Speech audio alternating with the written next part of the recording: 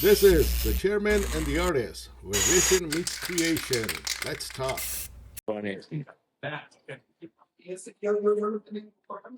Good afternoon, everybody. We're back. My name is Rafael. This is the chairman and the artist coming at you all the way from Tucson, Arizona. We are at the tattoo convention and at the Sol Rest Casino, Casino del Sol, out here in Tucson. Having a beer, so excuse me if I'm concentrating over here. And it's March 6th or 7th, something like that. Anyway, That's expected. 6. Okay. Today we got with us, ¿cómo te llamas? Felix. Felix. Felix. Felix the Tat. Felix Felix, the Tat. Felix the Tat. And he's been getting tattooed for a while, and I think that's somos en inglés o en español. ¿Cómo te gusta más, cabrón? Da igual, como a mí me da igual. It can be in English for those Yeah, I at still will do home. it in English. Yeah, yeah. So you started tattooing due to the fact you've been getting tattooed, or how did that happen? Well, it all started at 17. Well, actually, at 18 when I got deported to Mexico. You don't have to say it like that. Yeah, let me hit it. Let me hit it hard for Are the you people. sure? Are you Yeah, sure yeah. you No, want to let them know your secret? But you're okay, right? no, You 100%. oh, Yeah. okay, okay. I'm okay. I got my papers. I want to make sure we don't have ice in our beer. Oh, ice. No, no, no, no ice here. No No ice here. ice. Okay, just beer. Uh, so you went back to Mexico, and that's where you. I went to Mexico, and when I was there, I ended up getting tattooed by a guy named Parker Pride in La Ciudad de Mexico, and me and him are good buddies. I mean, we talk it out, but everything that I got on me, everything that I've been, got both sides of my arms basically fully covered. I have the majority of my torso. Also done. So you like a traditional art a Yeah, lot. yeah, You're yeah, like yeah. a traditional collector. Yeah, yeah. I like the traditional stuff. You know, I seen growing up a lot of these people who have art on them. I look up to them when it comes to traditional art. There was a point in my life where, uh, as a kid, I was lost for a little while, and this and this one guy who came around. I mean, he ended up helping me out. He had a bunch of tattoos, and at that time I was told that a lot of people who have tattoos, they're drug affiliated or all that sort of stuff. And sometimes it is the case, but not always. Not always. Nomás Not all of us. otra, Not nomás all of us. otra. Not all of us. But They've been offering me coke lately today, hey, and I've been telling them no. I have to. Some coke pushers trying to get me to do coke. not here. So you met one tattoo guy that turned out to be a good guy. Yeah, he ended up being really good. He's still really good. He ended up finishing up this side of my arm. We got the elbow done. We got the skin rip and this little eye done. But yeah, I mean, I've been collecting art for a while, and it hasn't been until like about 2 years ago that I, jumped the gun and I was like, you know what, I'm gonna start doing it. I'm gonna start making art. I'm gonna start tattooing because that's what driven me to get out of this dark space that I was in when I was in Mexico. What, they have no lighting in there? ¿Cómo está? Was it a dark alley? What the fuck, man? No No, pagaron la luz? ¿Cómo está la cosa, cabrón? a We veces sí, talking dark sometimes. in your own head. Which one is it? Sometimes the light does go out over there, but like all things, the light comes back on, and you make it work. Okay. Uh, So it wasn't the problem with the lights. I think it was it you were was going through it your own was head mentally issues. mentally I was in a bad spot. I tried taking my life a couple times, but But I'm here. I'm here. I And didn't know such a chaos was going through your head. but This whole time I'm just offering a beer. Now we're doing gasoline. Ah, cabrón. no, but I mean, short life, but a lot of bad things happen in a very short span. But I'm back here in the States, and if anything, it made me a better person because now I want to only make art. I stopped doing all the bad habits that I was doing. For the But good. longest time, I was I dropped weed recently. I was doing coke a lot of the times, and all So, that. so you would say not for me not to do coke, right? No, go ahead. If Yes. you want to, go ahead. Bro, I've been out for the last 3 days, and I've been telling them We're not doing coke. We're not doing no, coke they've been today. trying to get me to do coke. They go, no, cabrones, I've been staying away from that shit for the longest time. I enjoy weed. Weed is my thing, Pero I also, what I noticed in the tattoo world, you're not the only one going through this. I mean, there's a lot of us in the tattoo world that are mentally disabled, we can say. And tattoo is actually one thing that helps us. No, You, 100%. you know what I'm saying? So it's a lot of my co-workers are actually going through something similar. Where sooner or later, if I was suicidal, if it wasn't for this, I would be like, what the fuck? So yeah, this have helped people get out of that fucking sad place. Tattooing has had people, more than five motherfuckers in my industry, in my shop.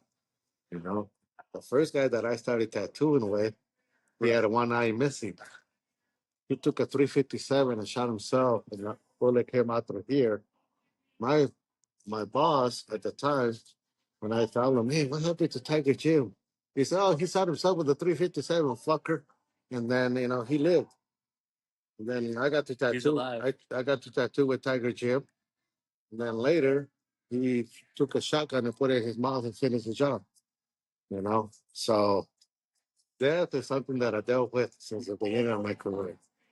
Death is something, especially suicidal. And a lot of us in our industry, in a way, we're suicidal, and this kind of art saves them. It's a lot of them are struggling artists, and they've gone through dark times, dark things, and it's so funny that you say that. But and I don't trying to make light of it, but at the same time, it's kind of like you're in the right place, you're in the right industry, you're in the right thing to get you into that. And that's kind of how I feel. Recently I did shrooms, like, because I really wanted to experience that. Mhm. And then I came to the conclusion that I am in the right spot. That Mhm. that everything that I'm doing right now is because I was born for it. Mhm. I was made for it. So. And that's a healthy one. Shrooms. Shrooms are good. Shrooms are good. Yeah, yeah. Don't be doing LSD. Don't be doing acid. But so you just recently started tattooing, Yes, I started doing tattooing about since June. and where what studio, or you just working out of your? It's at a shop at Homestyle Tattoo by the airport. Okay. Yeah, yeah. So we get good clients. We get good clients. But I'm at a point where I kind of want to move up. Mhm. I wanna learn more. If anything, like I like my homies. They're all good friends. This is a good place to learn. That convention is a good place to learn, Right. especially if you're looking for, hey, who's using a coil? Who's using this? Who's using that kind of machine still? Because yeah, there's a lot of us that moved up to all this automatic fucking rotary stuff, and and some of us are still teaching coil, but not too many people are coming. But yeah, you should ask some of these old timers, hey, especially anybody that lives above 50 or 40, ask Yep. them, hey, do you have any coils or coils that you recommend, or what can you tell me about coils and shit like that? Start picking their heads. Worst case scenario, they're gonna punch you in the face and tell you to get the fuck out. That's the worst case scenario, And if they do, it's because you have something that is so secret they don't want to share. Too much, right? Knowledge is power. Yeah, but or maybe this guy is waiting for somebody to ask for that question, and he's willing to let everything go. He wants to share his information. And yeah, there's a lot of people that started doing tattooing with all these electric, we call them dildos. So the new machines, after a while, you kind of get bored with it, so you want to explore.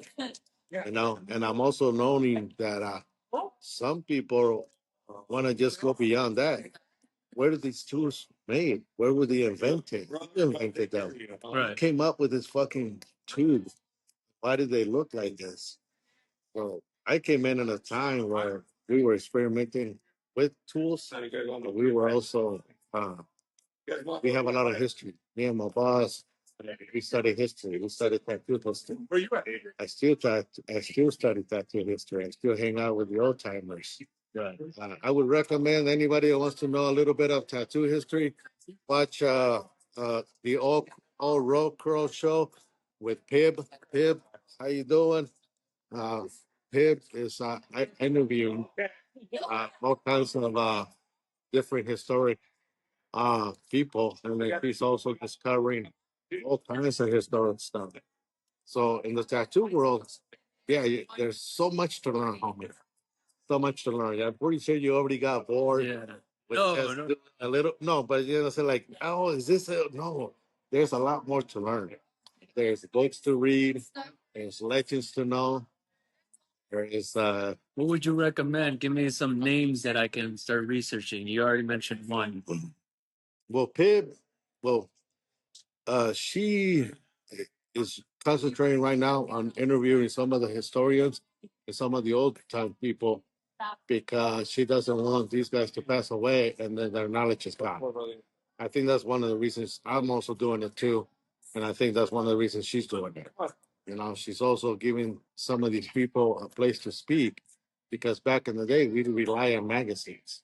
Now everything's gone digital. And when was the last time you read an article about another artist? Not recently. Yeah, magazines aren't a thing anymore. Okay. And so when we scroll through Instagram on their bio, do we even stop to read? No, not really. Yeah. They don't even have much on their bio. Yeah, it's very small information. So we're not really getting their story. Does this motherfucker like to hunt? Right. You know, has he been loyal to his wife? What kind of addictions, problems that he had? Right. You know, or so he's doing all that cool shit. You know, you see the work, but does he have a story behind him? And podcasting is a way to tell your story. Magazines back in the day, I have a bunch of magazines. I used to collect them. Books, I got books right now that I just finally recently knew. I was trying to sell a book for $80, bro. Trying to make a little cash. Had a guy, hey, Ralph, I want one of your old books. Right. Guy Atchison, Organica book is going for $2,700 right now. Oh, okay. Yeah. Sometimes that happens. Horiyoshi, I collect books. I have a book. Horiyoshi book, 500. Yeah. She 3,000. Okay. So I realized that I have some collectibles Collectibles. Yeah. from back in the day that now triple in price. I can't remember all the names. I have a big library of books. Some of them are doing good. Some of them don't. You know, some of them were printed so much that they don't have value that much. But some of them, if you find any books or start collecting books, they start looking beyond the 70s. And those are the real collectibles if you get a chance to collect books. And you can read them. They have history in them. People, it's not just fucking pictures. Fucking take the time to read these books. You'd be surprised all the knowledge that is in these books. I have tons. I can't recommend just one. You know, like I have a old younger brother. He's in a series of books, and one of them is called Black and Gray books by Osok. Osok is a guy who used to work for East Lowrider magazines. Okay. And he does his own publishing now. Yes, his name is Osok Edgar Hollis. It's his name, Edgar Hollis. Shout out to Edgar. Edgar Hollis has got these books that he print out, and I also have his books, and I collected that book, and hopefully one day it'll take off and I think. But if you look up a Pib and look up her Old Crow Roadshow is the name of the podcast. She's been interviewing and these guys will tell you all kinds of books. You know, like back in the day, Polynesian books were not easy to find. Mhm. Polynesian art was really hard to find. Right. Now that shit is all over YouTube like a mother. Back in the day, it was really hard. And a lot of these guys are actually doing Polynesian stuff that how can I say? Oh, that's good. That is not really belong to that client. They're doing symbols that that client did not earn. Yeah. That client just sees it on Instagram and says, "I want these logos and symbols on me." It's like, and when another Polynesian says, "When did you swim with sharks?" Oh, I never swim with sharks. Why the fuck would you get shark logos on you? Why the fuck would you do something that doesn't belong to you? You know, it's kind of like going around and getting a necklace of bear cloth when you never even fucking hunted a bear. Okay, okay. Yeah, there's history to everything, right? Yeah, some tattoos have history, meaning. Right. I tattooed a Native American and a necklace, a bear necklace. He says, "Yeah, we earned this when we kill a bear." Okay. Yeah, I didn't know that. That's interesting. I don't wear this shit just to show off. This is to show off that I killed a bear. You know? It's your trophy, right? Yeah, it's a Yeah. trophy. So Polynesians will get a tattoo, those shark symbols, when they know that that also deters sharks, and that's their communication with the sharks. Their tattoos. Right. No, If you see somebody who's fucking Dustin or Chris out of fucking Oklahoma getting Polynesian art, no.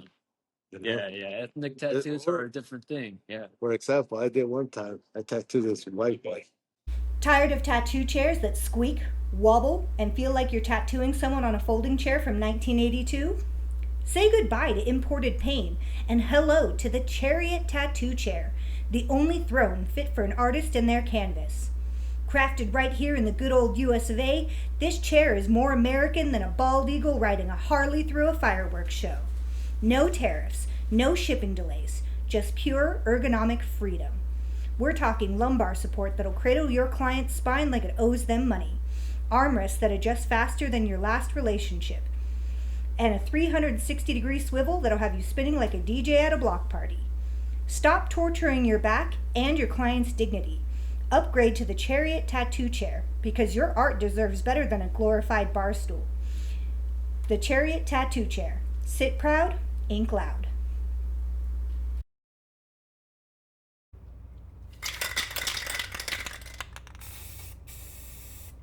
Welcome to Graffiti City, your one-stop shop for graffiti supplies. From spray paint to markers, caps, and merch, we've got it all. Let's get creative. GraffitiCityNV.com. He came in, I want this Mayan work on me. Homie, this shit doesn't belong to you. Don't say no. Fuck you. I'm the client. You're the artist. You have to do what I say. All right. It doesn't belong to you. I tattoo it. So I tattooed the Mayan. What do you like the Mayan? I'm into archaeology and all this shit. All right, cool. Hope you can explain that to the fucking Clica. So he moved from fucking Desert Hills, we can say lived in the desert, archaeology, moved into Orange Grove, Mexicanville. He comes back 2 years later. I had to cover up my whole arm, fucker. You guys are a bunch of racist motherfuckers.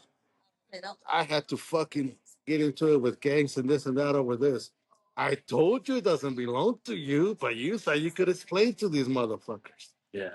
So yeah, some tattoos Don't fly by. don't fly by, or if you ready to hold Face up those consequences. yeah, hold up your thing. You know, if you get a tattoo that doesn't belong to you, but you think you get this tattoo, you think you're gonna be cool, you're gonna walk into a bar and somebody says, "Motherfucker, that belongs to a fucking motorcycle." Oh, bang, Yeah, bang, yeah. you're getting. I saw it on Instagram. I thought it was a cool logo. No, motherfucker, you're not even part of the gang. Yeah. Kick your ass right there. So some art is definitely historical, and that's why it's important. But that bear one, I didn't know about that one. That was Native American? Yeah. Okay.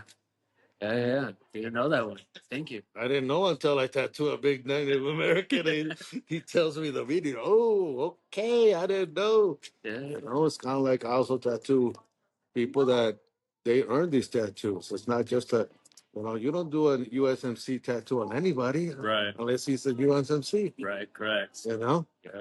That somebody says, "Oh, I want to tattoo a USMC." When did you get into the military? I've never been. Are you still How gonna long do you it? served, It's still in valor. They're stealing valor in gang activity. They're stealing valor. Right. It's something that doesn't belong to you.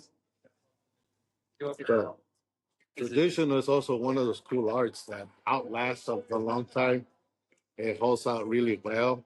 It's very similar to Japanese tattooing. We can say that's why a lot of people like it. And Tattoos that look like tattoos, right? but yeah.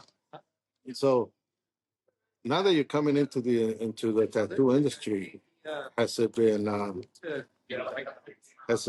like hate and love relationship with you, or do people are they open to you, or they're closed minded? How does that happen with you? I feel, well, it's completely understandable. You know, there's a lot of these old heads that want to protect the secrets because they can't give it out to anyone, right? I understand that 100%. For me, in my personal experience, you know, I come up to them and I'm like, "Hey, my name is Felix. I'm trying to learn. Let me learn, right?" And you know, a lot of those times they're like, "Oh, it's because I had an apprentice that did the same thing and they burned me," or you know, things happen along the way, or I have kids and I can't teach, or you know, things like that. And it's completely understandable. For me, I'm only trying to learn because I love the I love the culture.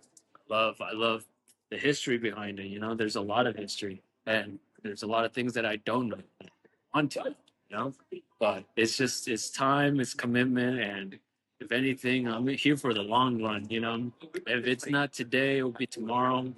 And I'll be here doing it. If I gotta learn it through you know a different historian, I will do so. You know, through books. You brought out something that just got me thinking. Yeah. There are badass tattoo artists out there, badass motherfuckers. Uh, they do badass work, but when it comes to explaining or relaying that information to others of what they're doing, they're not really good at it. They're not good fucking teachers. They don't know how to teach what they're doing. You know, so that's so you need to find maybe somebody who knows how to explain it and knows and is willing to share, because I see that. For example, I just saw this video of what's his name, Mr. MMA fighter. He tells the guy, step in and do this, and the guy steps out or whatever. He does the wrong thing. He says, "This is the reason I don't fucking coach, because you don't fucking listen." No. There are people out there that are good at their game, but they just suck at it. And that doesn't mean that they're bad people. This is sometimes they don't even know that they suck at teaching. You know? Right. And there's people that are great teachers. They may not be that great artists, but they're great teachers that they're willing to put out their information and they can explain things. No, it's going to take you a little while maybe to find one of those guys, because that's what you know. I brought people into the industry. I taught them. I apprenticed people. These people now have their own shops. They own and run their own shops. As a teacher, I'm very fucking proud to see these motherfuckers make it in the industry, to see them flourish. You know, it's kind of like a hate and love relationship, because I hated that they don't work for me no more, but I love it that because of me, they're doing something. So it's kind of like, all right, cool. And at the same time, how can I say, the one of them is a good teacher, the other guy is not that great of a teacher, you know. And when they try to also do what I did, they're like, "Ah, I can do it like people. You can go teach. You don't know if it's frustrating, you listen, go teach." I say, oh, not everybody knows how to teach. Right. You're good this or that, but doesn't make you a good teacher. You know, and there's people that can teach, but doesn't mean they're like the coach. The coach can tell the guy how to perform in the field, but doesn't mean he's a good athletic as a motherfucking basketball guy or this. True. But he's teaching. He knows how to do it. Yeah. Yeah. When you think about it, a lot of the football players or basketball players later they become coaches themselves, but not all of them. Dennis Rodman is not coaching. Right. You know, the Shaq is not coaching. The fucking players. Right. They know Same thing in this game, I think. Not everybody's designed to teach. Not everybody has the patience to teach. You know, when I taught, the cool thing is that I got to learn. Some of us don't want to go through that learning process. Yeah. Not a lot of people want to learn. Mm-hmm. They don't want to sit there. Every time I would teach somebody, it's like, oh, going back to the basics and this and that. I'm like, wow, I almost forgot this. So I get to go back and learn myself and all that. And then finally, this person that I would teach, I do 3 years apprenticeships. Thanks. And one apprentice till the other apprentice one day after she graduated. I don't know how Ralph does it, but we smoke a lot out here. And this is actually, we're in class. and you teach us a little bit at a time, but it works out in the long run. Because I can't teach you what to expect in 3 years when you haven't been taught what to expect in 1 year. Right. So why should I teach you the 3 year thing when I can teach you first the first year thing? So yeah, that's what I would do with them. Then once they know to tattooing and this, then I was teaching business strategies, like how to do marketing strategies, or how to upsell a client, or talk them into a sleeve and shit like that. So yeah, it's a lot of things. Yeah, it's a But vicious industry, but now that you're coming into the industry and you're kind of almost new, how long? Only a couple of years? no, I have less than a year. Less than a year. See, so less than a year. We got an up and coming rock star artist. One day this motherfucker's gonna be up there. So hopefully, No, I will be because you will be. I know I will. That's why I said he will be. We don't say hopefully. That's what my brother say. Hopefully, I said, "Fucker, don't ever talk like that about my business." He would say that. Like, hopefully, your business. Shut the fuck up. Don't ever. Yeah. We go in with positive attitude, and yeah, you will make it. You will make it in this business. You're gonna kick ass. This is the right business, and you're not you're not the only one going through those emotions. Just to let you know. Yeah. If it makes it feel a little better, like, oh fuck. It is a little scary sometimes Oh, because yeah. you want to do it correctly and you want to be there with the greats, if anything, but it's one step at a time. Yeah. Can I tell you a secret? Go ahead. Every tattoo that I done, I fucked up. And every tattoo, I figure out how to fix it. Sometimes I don't even tell the client when I fucked up. Just keep it to myself. Sometimes like, oh, right there, I messed up. I'm sorry. It looks great. At least I got it out of my chest. But a perfect tattoo, you will never do. You will never do a perfect tattoo. The client is going to think it's perfect. They're going to love it. There's always one little glitch mixed up right there. It's always going to bother you. That's normal. But that's how it is sometimes. Okay. So, but if you can go back a year later and look at that tattoo and you're happy, you did something right. It only takes me a year to like my art. I hate my art. Seriously. Right. I don't like what I do. I hate it when I'm Why are you finished. here? But I love it a year later. Oh, they always pay me. They pay you good. Oh, yeah. I do good. But deep in my heart, Mhm. I messed up right here. I messed up right there. They don't know. I never tell them. Right. But I'm bothered for 3 weeks. Sometimes I want to go hang myself. Sometimes I want to do the Bushido thing. Sometimes I'm like, well, shit happens. And then I see that tattoo later. I'm like, fuck, why am I hitting myself? Everything looks good. But it's me that I have a problem. The clients, they love my art. And sometimes when they hear shit like that, they're like, fucking asshole, you told me you love it. I do. But it's hard to love it when you just finished. Yeah, sometimes it's like this. Yeah, and it's sad. It's sad when you finish a project. No, for me it is. Yeah. It's like I do murals. We do murals. Me and my homie, we paint. When we're done, we're like, and then we go to the next one. But it's a love-hate relationship with me and art. And if you may be going through the same things or anything, that's what artists go through. It's part of it. Yes. You got an Instagram or anything that you want to? Yes, I do. Is Felix the Tat on Instagram? It's really only just that at the moment. Same thing on TikTok. That's where I usually get my clients. So Anything you'd like to do other than tattoo? What kind of hobbies you got? well, currently it's just doing tattooing, drawing. I want to get into painting, but on my off time, I just do video games. That's really all I got. But I'm trying to move from doing something recreationally into something creatively. I would advise what you, it is. if you're doing video game, I would advise you, be good, but maybe cut 1 hour of video game and invest that into painting, drawing, try and do oils or something, and get more into art, because you will need it. No, And 100%. yeah, I'm glad that you're doing art too, because not just tattooing. Tattooing, like I do oils, acrylics, I do photography. I also make tattoo chairs. I'm on social media. I do podcasting. I can build websites. So it's not a one trick pony. Yeah, you got And all of it. right now, Jack of all you trades, guys, right? this is something you have to learn too. You're gonna have to learn all this shit and stay ahead of it. Huh? Well, one day I will. One You day, will, homie. no, I will. You guys heard him. He's gonna keep going at this and look him up. You guys have a nice one. Sign off, homie. Take care. Not bad. A nice little thing.